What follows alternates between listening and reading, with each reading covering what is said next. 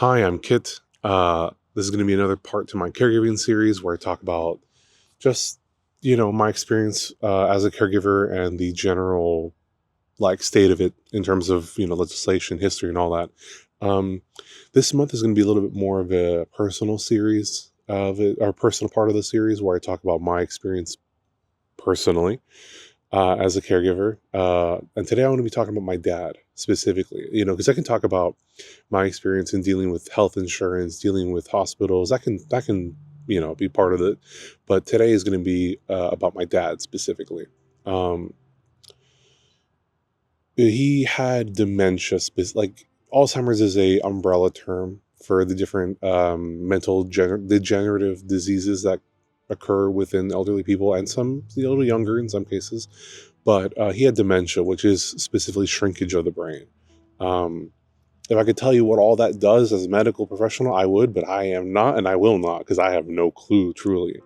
Other than it affects motor skills, it affects memory, it affects speech, it affects um, a lot.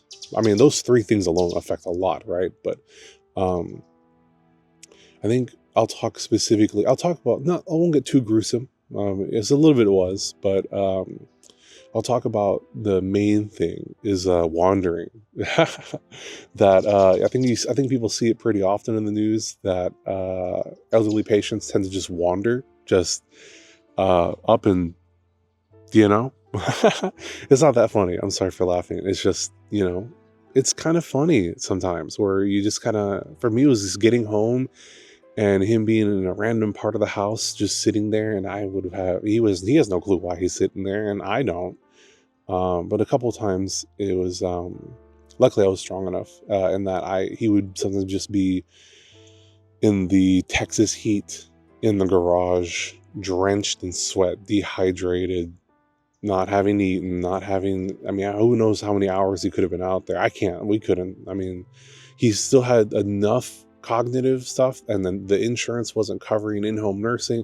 There's just a whole bunch of things that it would have made it hard. We would have had to get him. I don't know exactly if the word, he would have to been assessed in order to actually have been put into a home where insurance would cover it within some degree, because it's expensive. It's real expensive to put somebody in a home, and a lot of people aren't willing to know that. It's real tough. Maybe here in the valley it ain't so bad, but generally everywhere else it's really bad for pricing. um, I'll get into that into a different day, but um, a lot of his motor skills ended up being pretty conflicted. He had fallen at some point.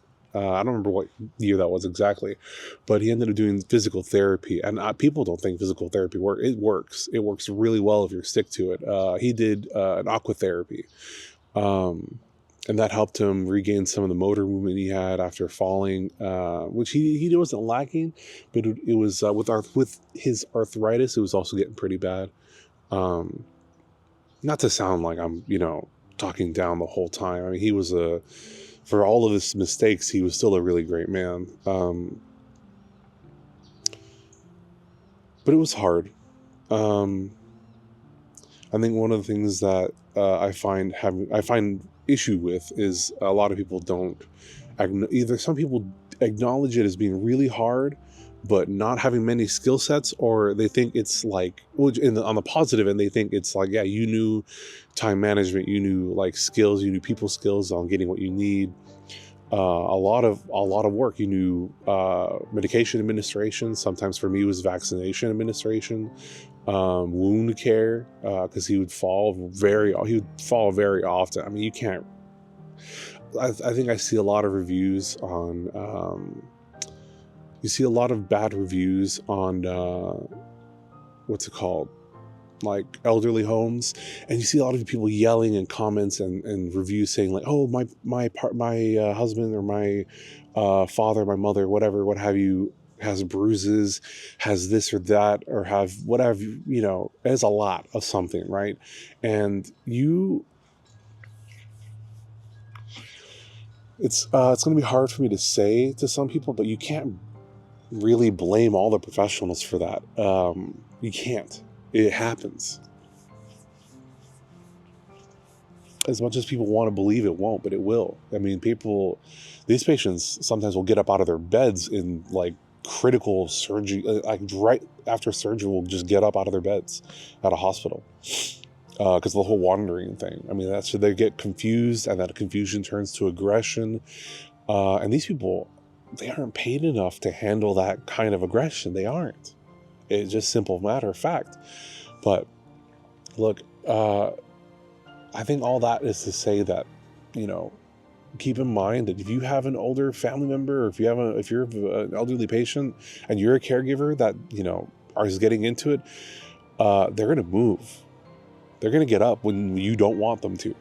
So you got to be mindful of where they are, what they're doing, especially when it comes to those that like have a lot weaker like bodies that tend to get fractures, their hips get fractured, all this kinds of stuff, because it's really hard to get them to recover. Their bodies are not going to pull back from that usually. Not from bad ones, of course, right? But it's hard to say, but keep an eye out for them, you know? You have your work, you have your schooling, and that's a priority. So never let what I'm going to ever say make me come across like, oh, abandon yourself and focus on your patient or your family member, because I tried and that did not do good. Okay. You lose a lot, and that ain't it's worth it, but it's not worth sacrificing that much of yourself. It ain't. It really ain't. But all that is to say, take care of yourselves, take care of your loved ones, and keep an eye out for them.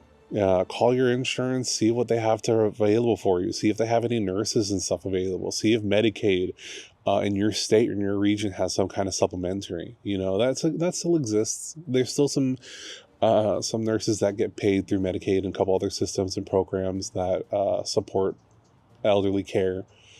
But, you know, do what you can with what you will, or do what you will with what you can. Yeah. Either way. Here's to the next part of the series where I talk about more bullshit or whatever. So, thanks for watching.